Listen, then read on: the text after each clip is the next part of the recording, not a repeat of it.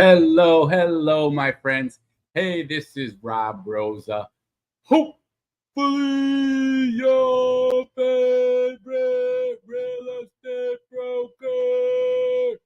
All right, my friends. So today is the Saturday edition.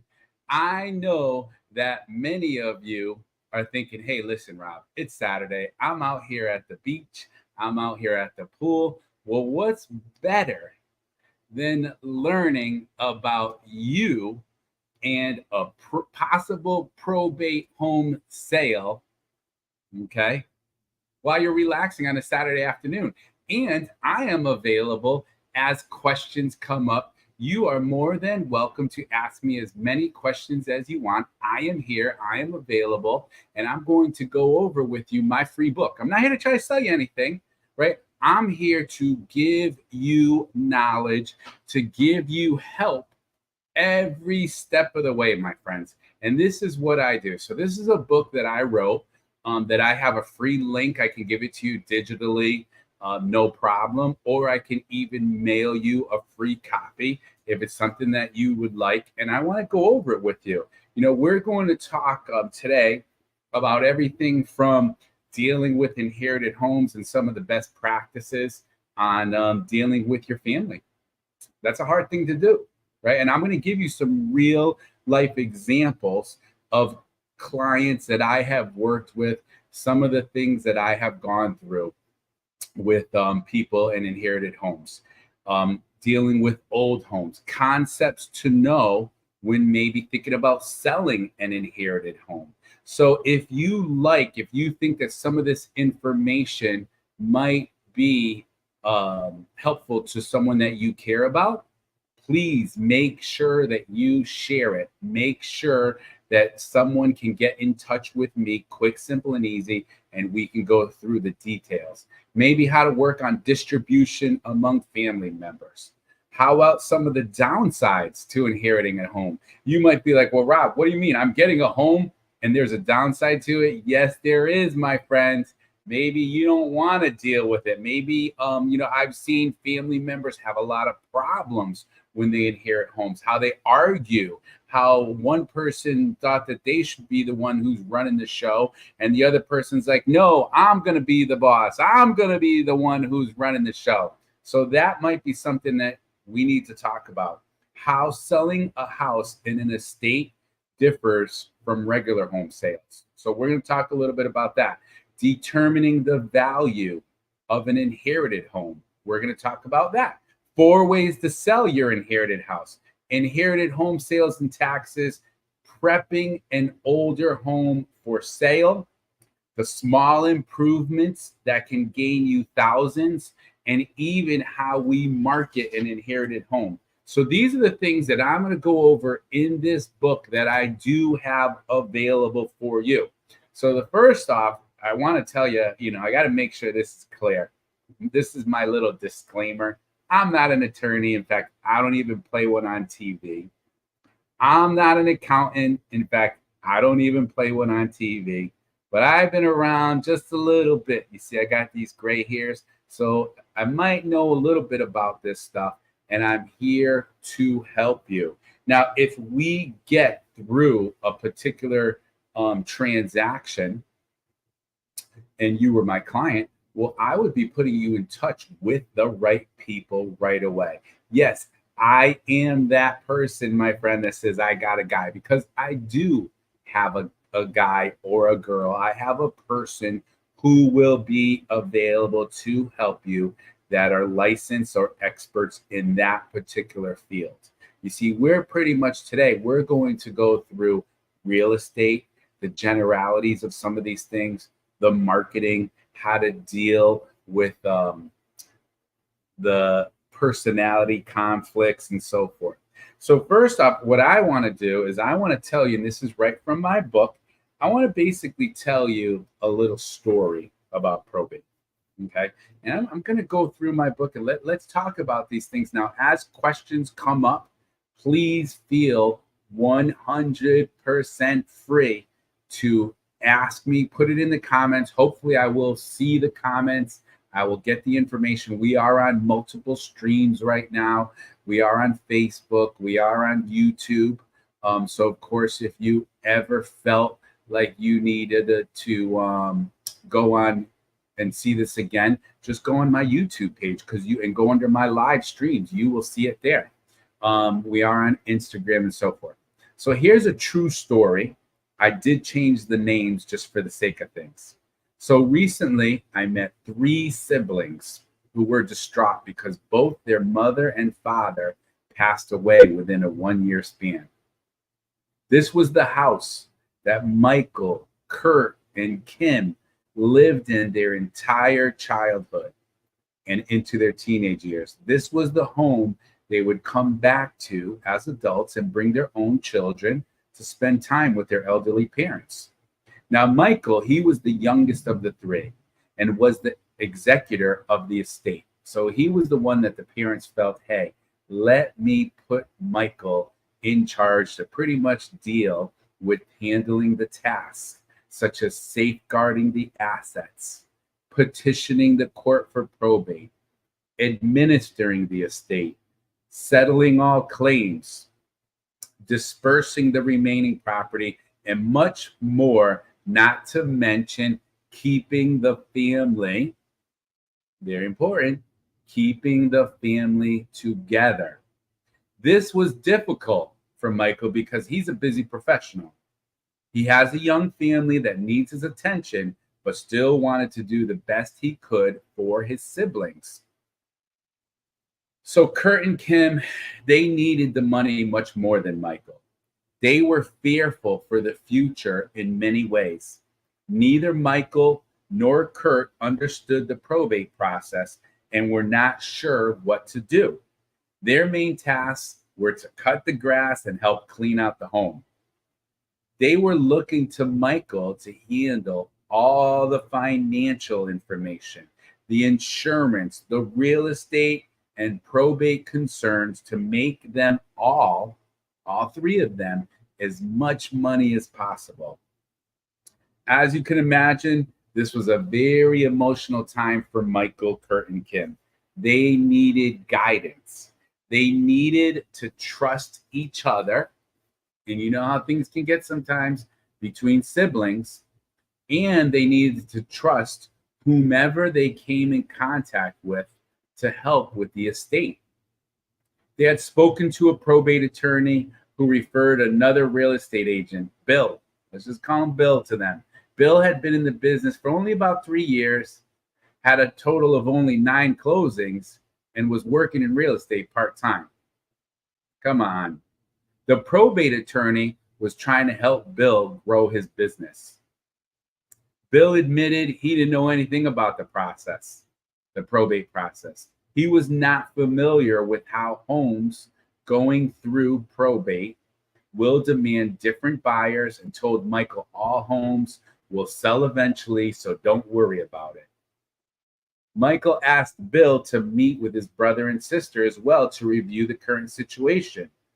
Bill responded, well, you are the only one that needs to sign the docs, so I don't really need to meet with Kurt and Kim.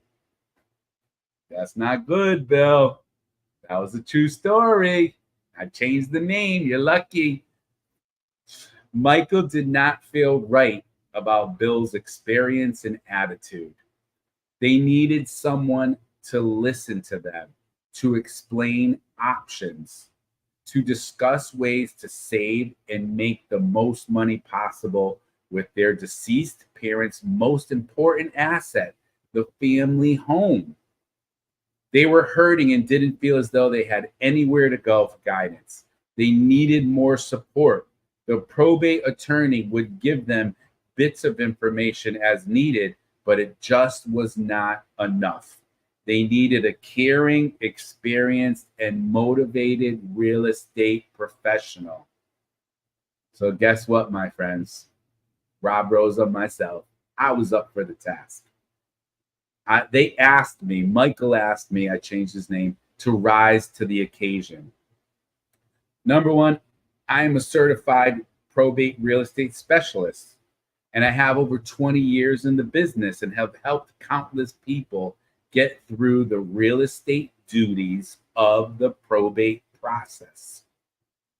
So I told Michael, Kurt, and Kim the main goals were to make it as comfortable as possible for them, develop a plan, and help them keep as much money as possible from the estate. I had a connection with the family that dated back over 30 years ago from high school. They've seen some of my accomplishments, and so they trusted me. So one of the first things I did is I asked for a family meeting. At that meeting, I showed compassion and respect for their parents that have passed and explained how sorry I was about everything that they were going through. This made Michael, Kurt, and Kim feel comfortable. They truly appreciated my sincere, my real empathy. I explained that they would go through a discovery process to understand where they are now and where they want to go with this situation. Some of the questions I asked were, who's going to be responsible for maintaining the home? What is the biggest challenge you have encountered so far in the probate process? What are your plans for the home? Do you want to get a tenant? Is someone from the family going to move in? Is a friend going to move in? When was the last time you saw the inside of this property? Do you need help with maybe carpet cleaning or estate cleanouts or trash removal or painting? How far along are you in the probate process? Are you working with a probate experienced attorney? Have you had the property appraised or a market analysis done? What do you feel you need help with the most? Will we need to winterize the home, or will utilities be able to stay on? Are there any items in the house that need to be sold, donated, or liquidated for the estate? What are we willing to do so that the home doesn't appear vacant? You see, that's pretty important. Is the house still insured? And if so, does the insurance company know that it's vacant? You see, we want to be ahead of the game. Do you have a timeline for some of the things that you feel you need to get done? Do you have any mortgages that you are paying every month?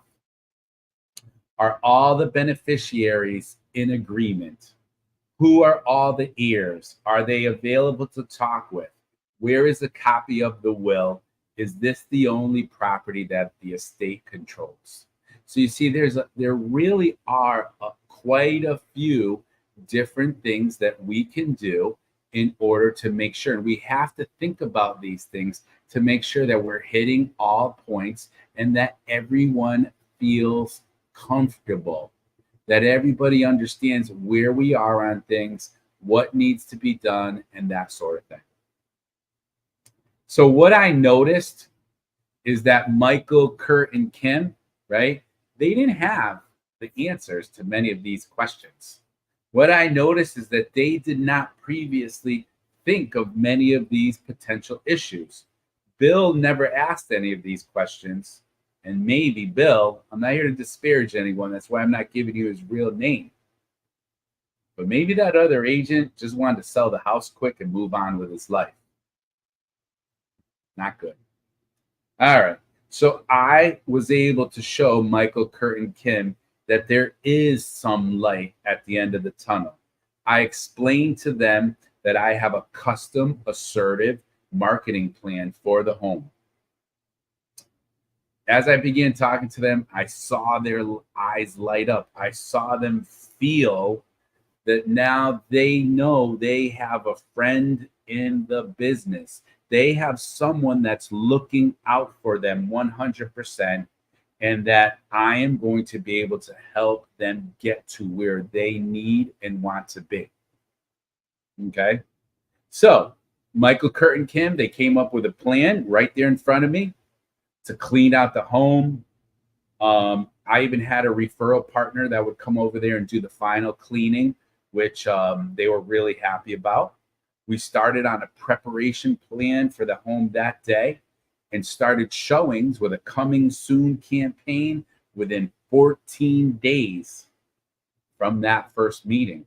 They were excited.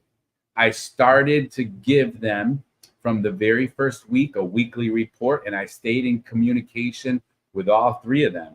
The home was sold ultimately for the most money possible, and they were excited to be able to move forward in their lives. Okay.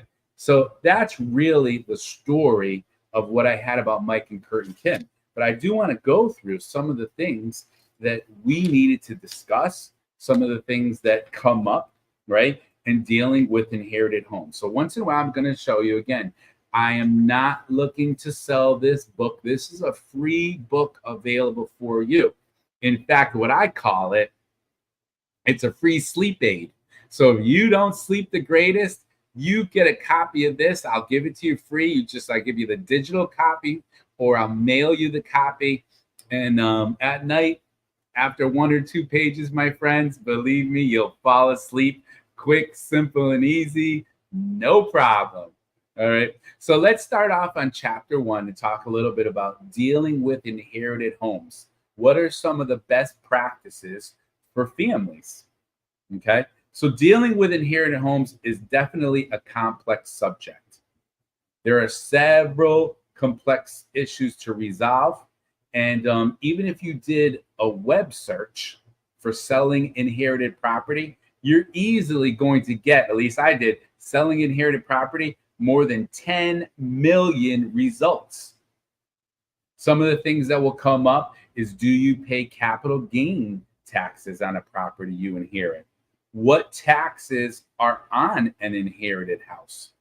If you inherit a home, do you qualify for the $250,000 capital gains home sales tax exclusion?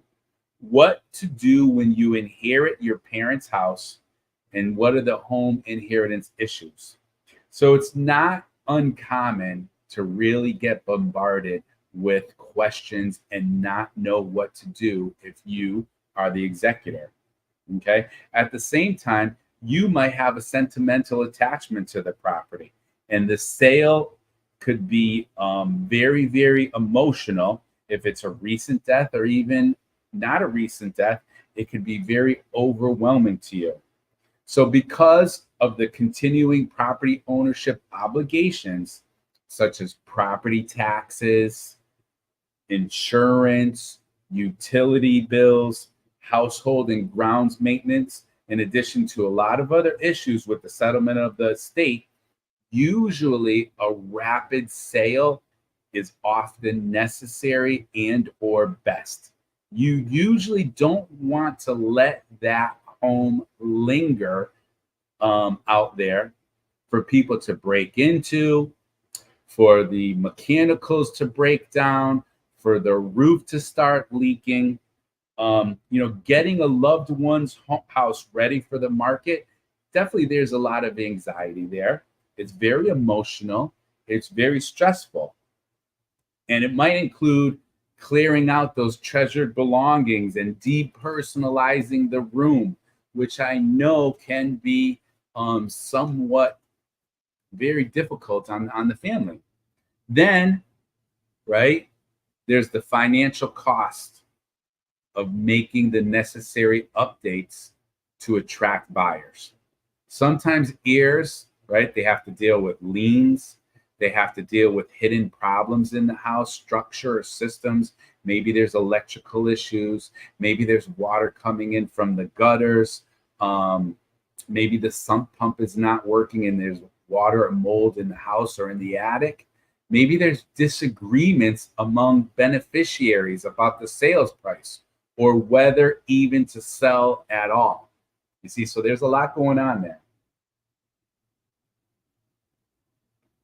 Trying to stay healthy with my lemon water. All right. So family members will drag their feet sometimes, distracted by images of growing up in the home, preventing them from taking appropriate action. They just can't let go. Everyone takes the time they need to deal with the passing of a loved one. Sellers in this situation need to take the appropriate steps to learn the market from a licensed, certified, experienced agent like myself. They need to educate themselves and have the reliable agent, a tax attorney, an estate attorney or CPA, and an empathetic party who is there to help. So, this is the book that I put together with the proven tips. Okay. I'm not selling you the book. I just want you to know that it's available and I am available, especially here in Connecticut if you need me. You might be in Missouri. You might be in Florida, Texas, California. And if you want to reach out to me, feel free. I have a nationwide network of colleagues that can help you every step of the way. So what are some of the benefits of selling an inherited property? No matter if you're a single heir or one of multiple heirs to the property, selling it as quickly as possible will save money, time, stress, and the tiring effort involved in the settlement process. There are several benefits to selling that property. For example, in some cases, along with inheriting the property, the heirs end up inheriting unexpected commitments and difficulties with legal and financial implications. Every situation when someone inherits and then sells a home is typically different from each other. Okay? So, for example, let's say if it's discovered there are environmental concerns, or the mortgage is underwater. What does that mean? Doesn't happen a lot in 2024, but it does happen once in a while. Maybe the mortgage balance is more than what the home is worth. Maybe heirs may even choose not to accept the home at all, allowing it to go into foreclosure. Those who do not want to inherit property should consult a lawyer promptly, right? And there's a lot of disclaimer paperwork that will have to be filed. Traditional home sales methods are a perfectly good option that we can help you with if you find that there are no outstanding mortgages and the property is in average to good to decent shape, does not require major repairs. And sometimes if we need to do, we have different programs available that if we need to do certain activities, certain things to the home before selling, we can do it. Or we can sell the home with all the personal property in it as is. But just remember, if that's the case, you're usually not going to get as much money that you might want to as if you were to do a little bit of work. Okay. Selling the property could save you the aggravation of dividing a singular property between many hands. You see, that's one of the things. Usually, well, in a lot of cases, there's one person that they want to move into the property. Maybe they want to move their daughter or their son into that property. And really, how do the siblings and the rest of the family feel about that? Will it divide a family? Will they understand? Will they think it's a great idea? Or do they feel like someone's getting an advantage that maybe they shouldn't? Okay. So if the property is in a different city or state than the rest of the family, well, what happens then? Who's going to handle it? Who's going to maintain it? Who's going to get a hold of the probate court and start on that whole process? I had one gentleman in particular. He lived in upper state New York and his brother had passed away. And I could tell you, he did a whole lot of driving every other week. I mean, he was about 3 hours away and he used to call me on his drive up and his drive back. And, it was a lot for him. He really felt like it was getting to be a burden, but there were no other family members involved. So sometimes that could be really, really time consuming and a big burden on others if that's the case. All right. Let's talk a little bit more about dealing with family members. So, disputes among siblings or legal heirs over the settlement of inherited property is very common. Often, disputes over a property are dominated by what? Past issues, sibling rivalry, a fight for dominance. Come on, Rob. We're adults. That doesn't happen. Are you kidding me, my friends? This kind of thing, you might as well say that a lot of siblings, they're still 12 years old because these things come up all the time.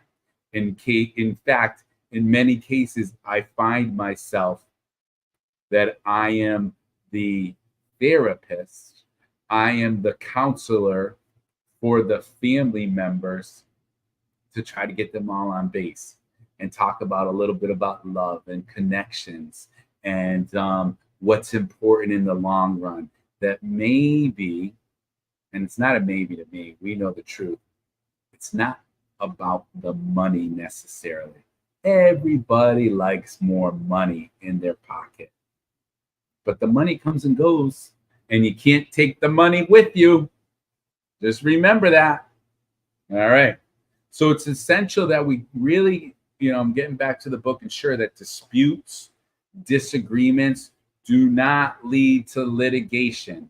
I know of one family right now, an aunt had passed away. We sold the home, and a couple of the family members, they felt like they should have gotten more than their share. One of them said that they fell in the house and that they're suing for damages, that they got hurt. But this is after we sold the home, and so now they're trying to get more money out of the estate.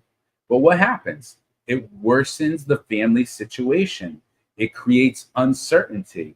It wastes a lot of time and money with legal issues.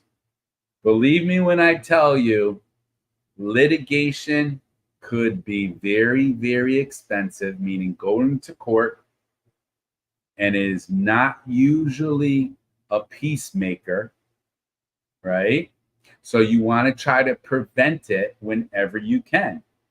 Keep the emotional heat down. Lower the heat, my friends. Have a compromising frame of mind, right? Look for a peaceful settlement. Create solutions to these problems where there's going to be mutual gain for all concerned. You can't be at the point where you just want it all and that's it, and nobody else should get anything, especially if it says that in the will, right? If it says that this person, it should be split 3 ways, then it should be split 3 ways. If there's, 4 siblings and there's no will, well, probate's going to take a look at things. Maybe it's just going to get split 4 ways. So a good solution could also be that maybe one of the heirs is going to buy it. That happens quite often, but sometimes siblings don't like that. Sometimes they feel like that other sibling is going to get a break, is going to get the house or the property for less money than what they should. But we can do a private agreement, no problem. We would make a promissory note to the sibling for his or her share of the value as assessed by an appraisal. So we get a real life appraisal, and the amount due to him or her can be paid, right, in monthly installments along with interest, and you could buy the property out over time. So that's something that might be able to work out. Maybe renting the property could be the solution if none of the siblings are interested in keeping the property personally, but they don't want to sell it. If you have a friendly relationship and can get along for a long period, right, as co-owners, we can help you, or you can do it on your own. Maybe renting out the property is a good idea for you. And then you can take your share out of the proceeds monthly. If one of the siblings wants to manage the collection of rental payments and arranges maintenance of the property, the effort can be rewarded by the others with an increased share, right? So just think about it. Everyone has to do part of the work. Whatever the terms are, though, we have to make sure that we record them in a written agreement to make sure there are no future disagreements and conflict. You see, you can't have, okay, there's 4 siblings. One of them's going to take care of the financials. One of them's going to take care of the maintenance, and the other 2 are going to do nothing and collect the money. Okay. Unless that's what you agree upon. If that's what you agree upon, God bless you. All right. Otherwise, maybe the best arrangement is to just sell the property, subtract the expenses and the costs that are involved and the commissions that have to be paid, and then divide the resulting amount among you. Selling the property as soon as you inherit it also helps save on capital gains tax. Capital gains tax for sale of the inherited property is calculated on the property value after the death of the decedent. So since the difference may not be much, if the time between the death and the sale is short, you may be left with nothing to pay in capital gains. You see, so that is a really big, important point right there. A lawsuit for petition. Okay, I said the word lawsuit. Nobody likes that, including me.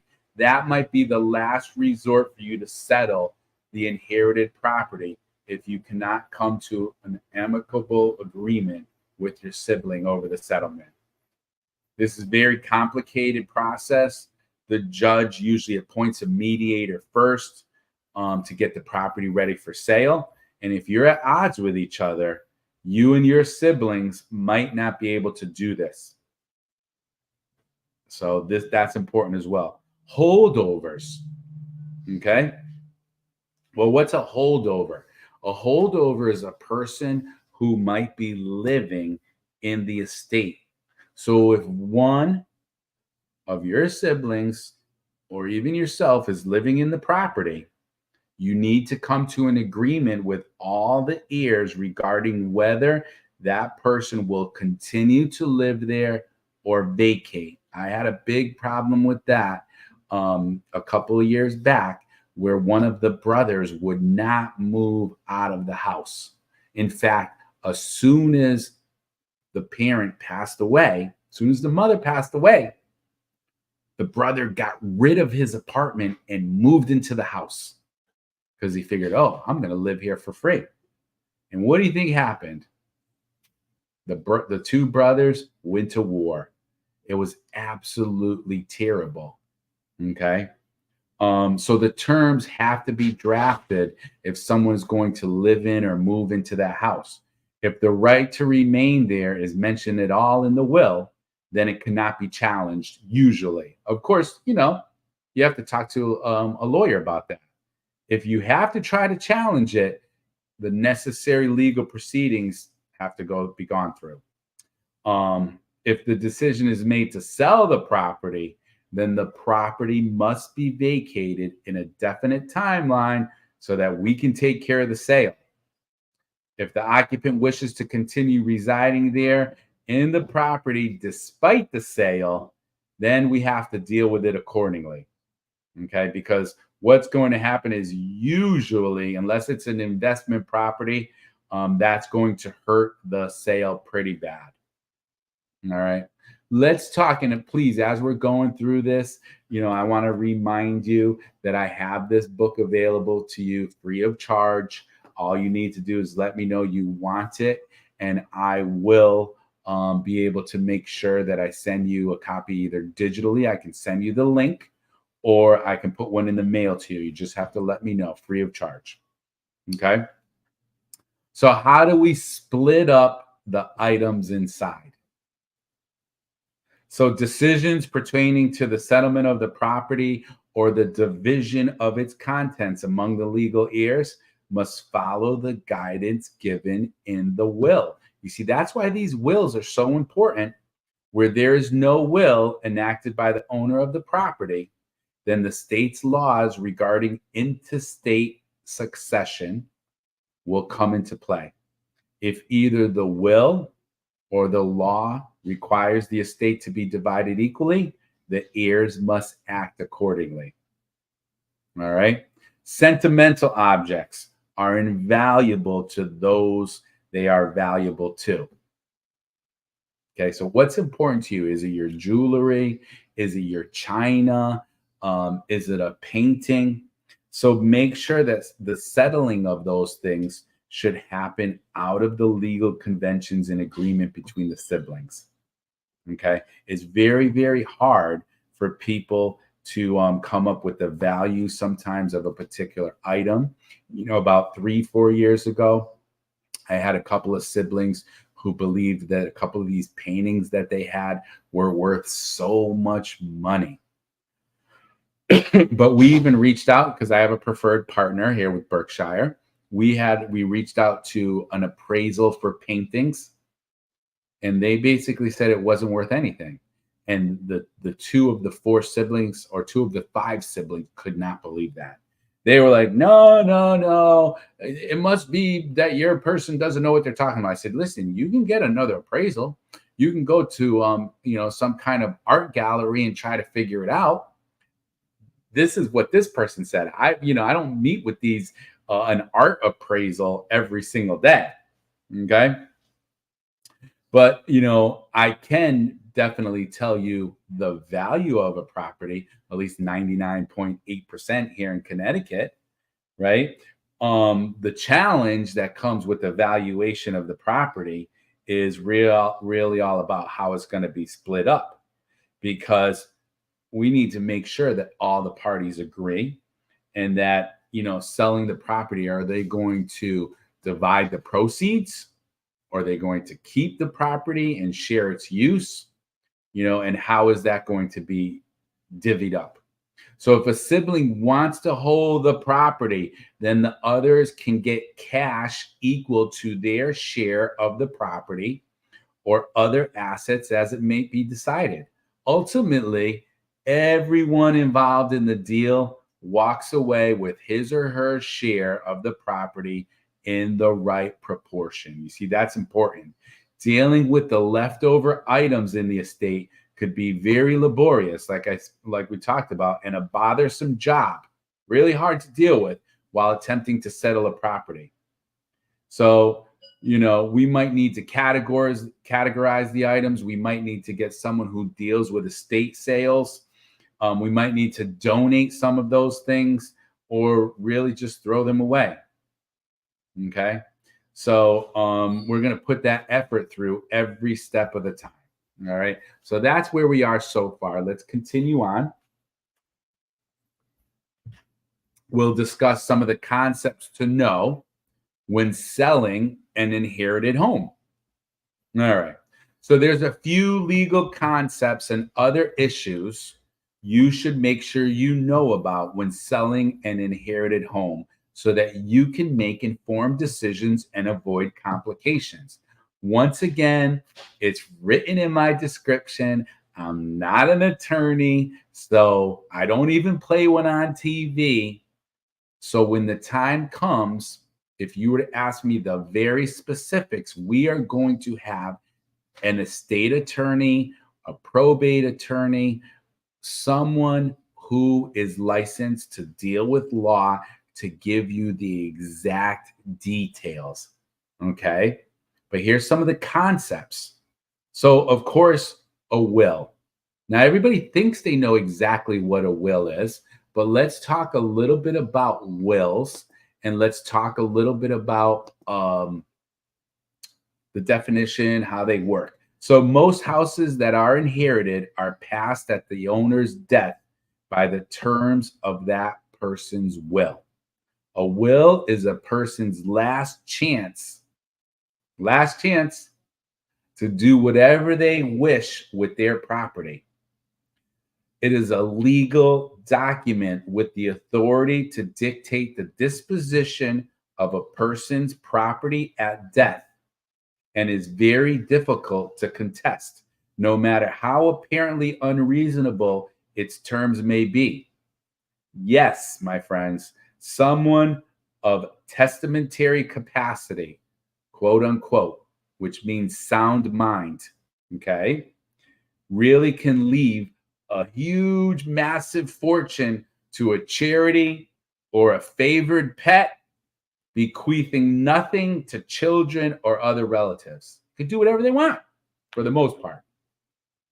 Where the maker of the will is the sole owner of a home, that person enjoys complete rights to it, subject to any liens or mortgages, and can draft the will in favor of legal heirs or anyone else he or she wants to inherit the property. Okay. An individual appointed to administrate the estate of a deceased person is the executor. See, so that person is the one who's going to administer things.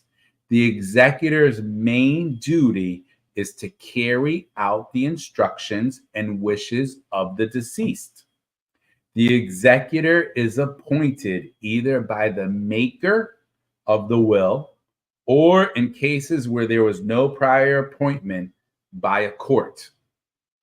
The executor will ensure that the transfer of titles happens as stated in the will. You see, they have to make sure that they're going by the will. The existence of a will concerning the estate makes the process of inheritance indisputable and smooth. If there is no will in place, then the established state laws that govern intestate succession, meaning quote unquote, is death without a will. Intestate succession, death without a will. So if there's no will in place, the established state laws that govern that state will dictate the handling of the property, and if needed, a court will intervene to settle issues. All right. So this word probate, right? It's in blue right here. This word probate carries a very negative connotation with many people. And people get nervous about it, but it does not have to be difficult or a drawn out proceeding. Currently, there's about 35 states that allow simplified probate proceedings called common or informal probate. Connecticut is one of them. Okay. The difference between common and solemn form, so quote unquote solemn form probate, begins when the executor submits the will to the court. For example, when an executor chooses to pursue common form probate in New Jersey, that executor can file the will at the court's clerk's office, and fill out an application for appointment to the executor position. Will witnesses do not have to be present. Where the executor chooses to probate the will by solemn form, a legal complaint must be filed with the probate court, asking the court to open probate proceedings. Solemn form probate involves sending notice of the proceedings and a copy of the will to all the decedent's ears, whether mentioned in the will or not, as long as they would have inherited if he had died intestate without a will. So you see, there's a lot involved, and it depends on quite a few different things. Common form probate does not require this step. Although heirs can request a copy of the will from the executor, the solemn form probate notice includes a date for a court hearing in some states. So it goes by state. It could be different. All interested parties have the right to attend this hearing, where a judge will admit the will for probate if he or she determines it is valid and meets the legal requirements. One of the things that I was going to pull out that I don't have with me right in front is the blue book of all the exact Connecticut laws. So I think one day we're going to do a live. We're going to go through that. So stay tuned. But of course, be on the lookout. And of course, if you want to talk about it immediately, just reach out. Okay, just reach out to me, direct message me, call me, 860-558-2122. So direct message me or call me quick. With most states, there is no reason for the executor to go through a solemn form probate if common form probate is an option. An executor generally chooses solemn form probate only if he or she believes an heir or a beneficiary might contest the will. Okay. Solemn form probate restricts heirs and beneficiaries from filing a will contest after a court ordered date. Right. So after the court ordered date, you can't file a contest. Too late. Often judges hear potential will challenges during the initial court date when they decide if a will is valid. The will is either declared invalid or declared valid and can proceed through the rest of probate uncontested. Now, one of the things I can tell you, my friends, is that crazy things happen. In fact, a few years back, this woman, she passed away, and there were two brothers, and these two brothers, both of them were about, she was like 90 years old, and both of the brothers were about 70 years old. I think the mother was like 94, and one brother was 70, one brother was 72. And guess what happened? They both showed up at the court with a will.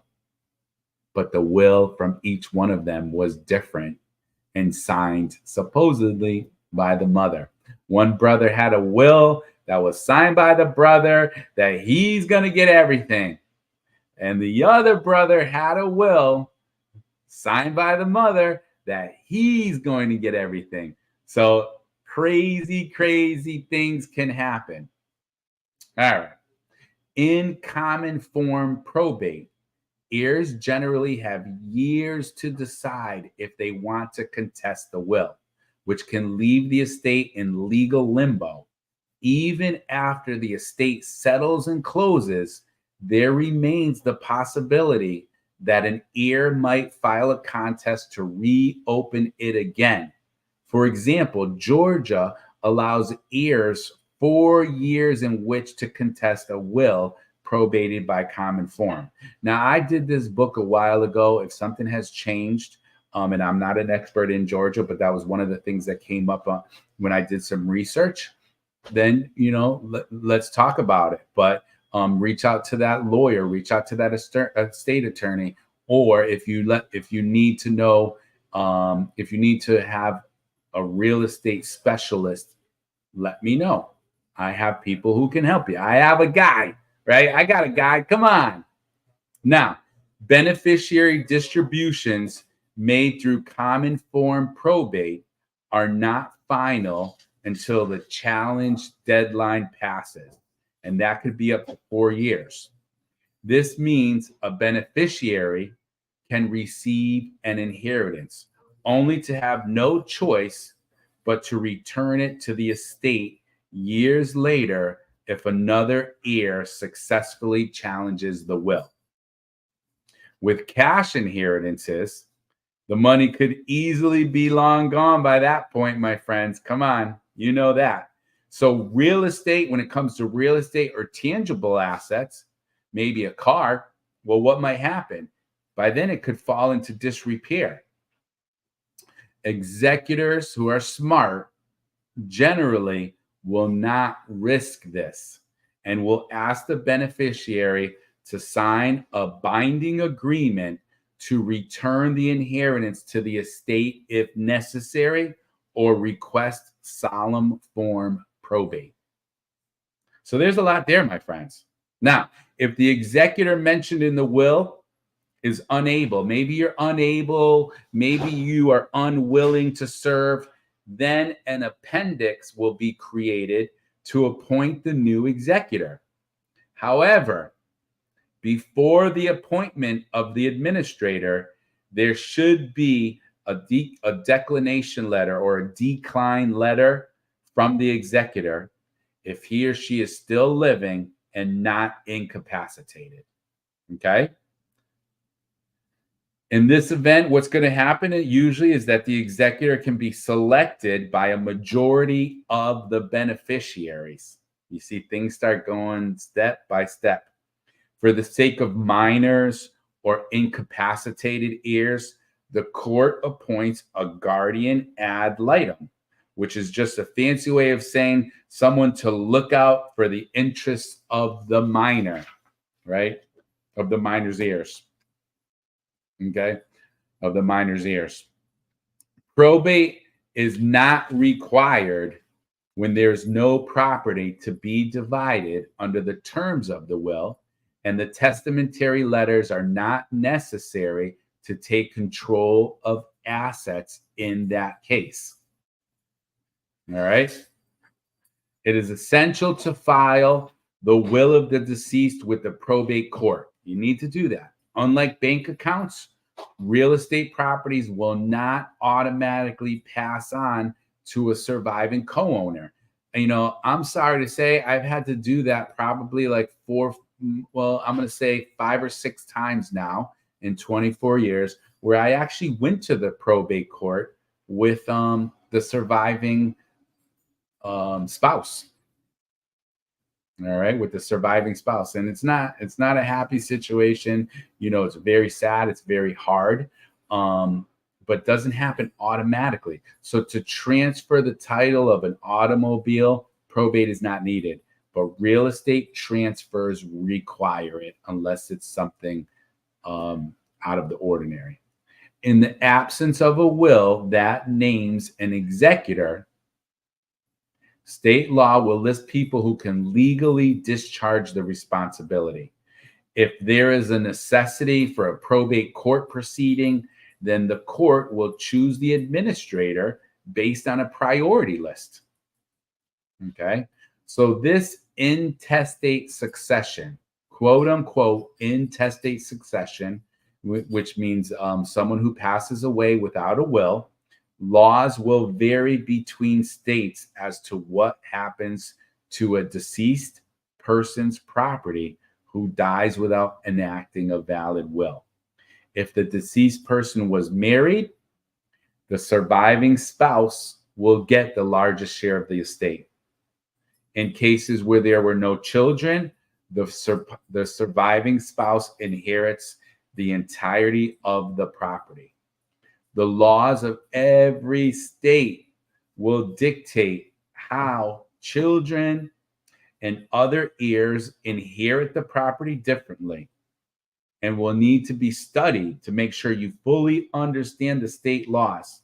Okay. So, you know, we would make sure that we would get you in touch with the correct probate court. We would make sure that we get you in touch with the correct attorney.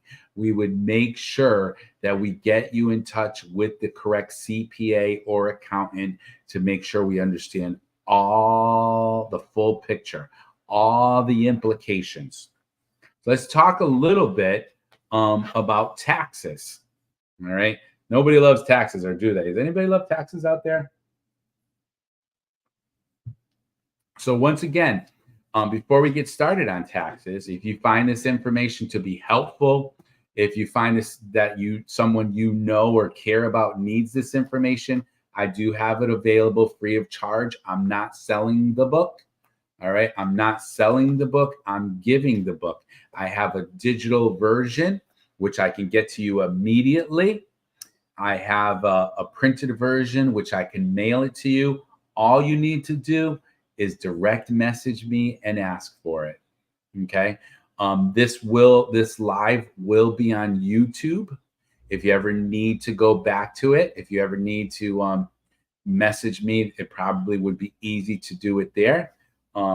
Which is smartreadvice.com.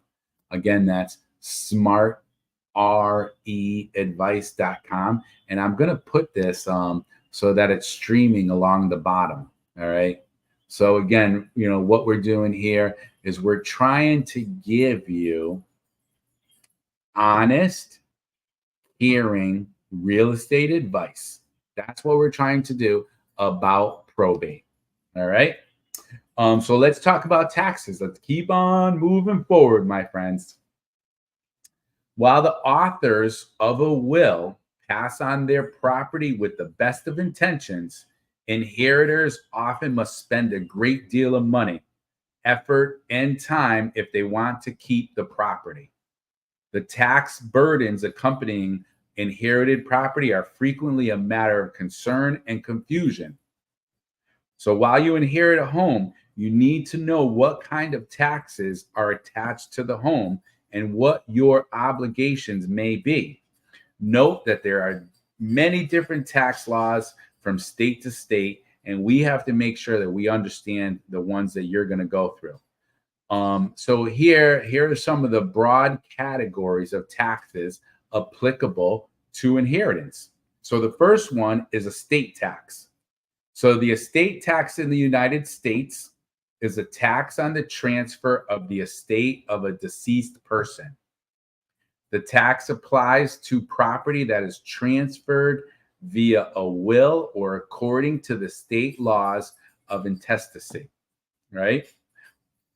Other transfers that are subject to the tax can include those made through an intestate, estate, or trust, or the payment of certain life insurance benefits or financial account sums to beneficiaries. So according to the IRS, the estate tax is one part of the United Gift and Estate Tax System in the United States. The other part of the system, the gift tax, applies to transfers of properties during a person's life. You see, there's a difference there. In addition to the federal estate tax, many states have enacted similar taxes of their own. These taxes may be termed an inheritance tax.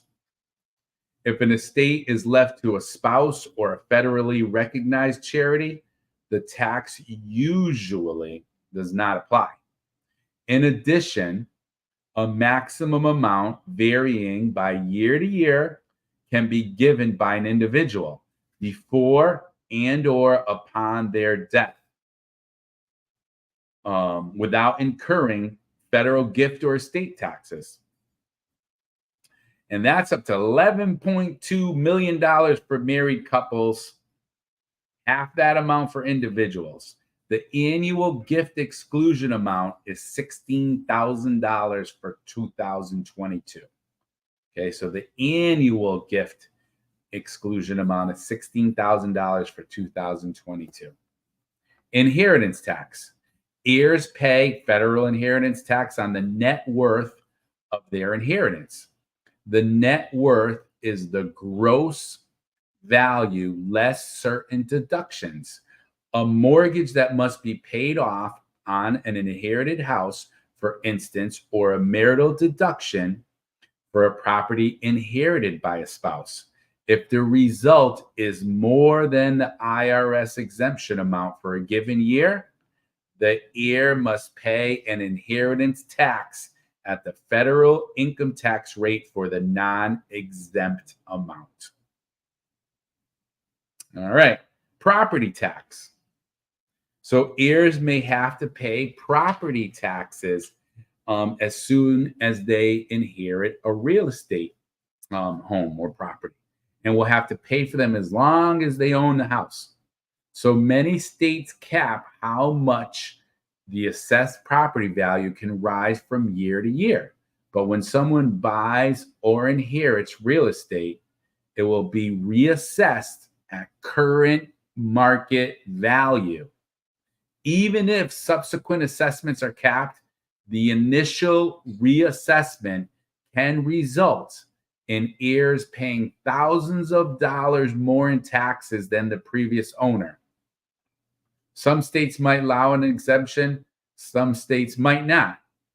So right now, as far as I know, California state law, for instance, says that if the heir is the spouse or child of the owner, there is no reassessment. All right. Capital gains tax. Capital gains taxes are applicable when you decide to sell your inherited home for the fair market value or more. This means that you will have to pay taxes on your profits from the sale of the property. This is assessed based on how much you sell the property for and what the value of the property was when you inherited it. So generally, you will not be required to pay any capital gains tax if you sell the property immediately after inheriting it, since the property value will not have had time to increase. All right. How about this one? Reporting the inheritance. It is necessary for the executor of the estate to report the inherited property by filing an estate tax return. The cost basis, which we're going to talk more about in this book, okay, of an inherited home is decided based on when you inherited the property. In most cases, the basis for an inherited home is the market value of the property on the date when the deceased person died. Reporting the sale. When you are selling an inherited home, you are expected to report the sale on your income tax. Subtract the amount you received from the sale from the base amount to calculate whether you gained or lost money from the deal or from the transaction, and report it on the IRS Schedule D form. You will also need to copy the gain or loss figure over to your 1040 tax return. So you see, there's a lot of tax implications, my friend. If you do it the right way, maybe you won't have to pay as many taxes. If you do it the wrong way, it could turn out to be a little bit of an issue for you, right? All right. So that's important for you to know. All right. Let's talk briefly about the name on the property. When you inherit personal property, like let's say a car, motorcycle, camper, the process is simple and the procedure is straightforward. The will or the court's decision may be enough to directly transfer the property to you. In the case of inheriting real estate, things can get more complicated. This is because the titling document showing ownership of the property must be modified to state that you are the new owner, right? That has to happen with the court documents. That has to happen in the town records, all right? So generally, in this case, the executor of the will or the administrator nominated by the probate court will issue a new deed that names you as the owner of the property. The documents you will need in this regard include the death certificate and probated will of the previous owner if available. You must consult the original deed of the property to confirm that the property was not owned jointly at the time of the death of the deceased. If the property is or was jointly, then the surviving owner inherits the property in full. Therefore, you will have to confirm whether you can inherit it by reading the death certificate and determining the order of inheritance. If the person that you inherit the property from has died first and left behind a co-owner, then the property would revert back to the other owner, leaving you to establish your claim as the legal heir to the property. If the will lists you as the inheritor, then you will require an executor's deed. Okay, so there's some involvement as to whose name is on the real property. If the inheritance is facilitated by the court in the absence of a will, then you must present an administrator's deed. Both kinds of deeds must describe the property legally and mention your name as the new owner, along with the administrator who passed the new deed, right? Or who would issue the deed. You need to sign the new deed in the presence of a notary public. And if needed, you must also be able to produce a copy of the probated will as part of making the deed. All right.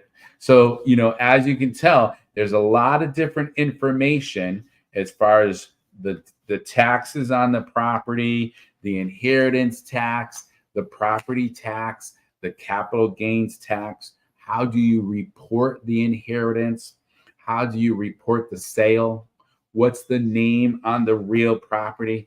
And then what we're going to go over now really quickly with you is about life estates. So let's talk a little bit about life estates and what that means. Now, if you take my real estate class, you're probably going to learn, well, not probably, you're definitely going to learn about real estate, life estates.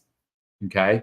And some of you who might be in my class might be watching this and like, I know about life estates, Rob. I know about life estates. All right. If you are not in my real estate class and you're interested, all you need to do, once again, my friends, is reach out to me, direct message me, call me, text me, and we'll get you the information. We'll get you to the website that's needed, and you'll be able to learn about real estate. All right. So let's talk about life estate. Now, according to its legal definition, it's not ownership, but the right to use or occupy real property according to one's life.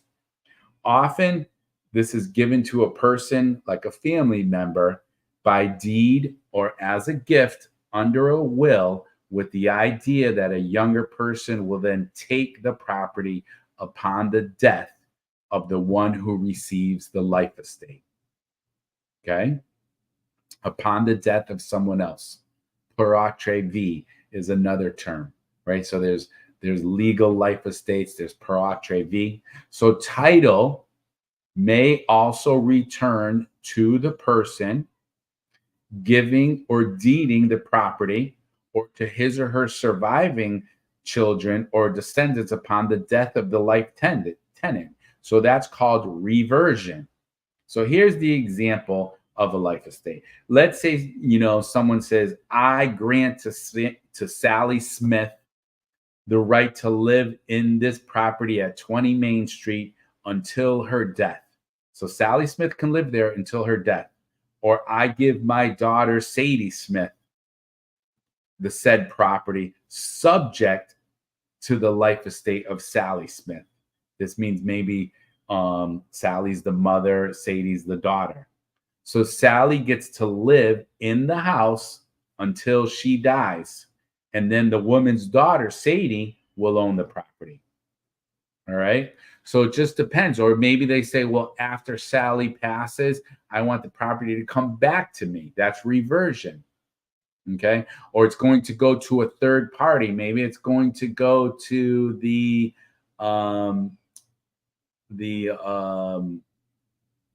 Humane Society. That would be considered a remainderment. So creating a life estate is done by redrafting the property's deed to include mention of the life estate, with the remainder passing to someone else, like the Humane Society.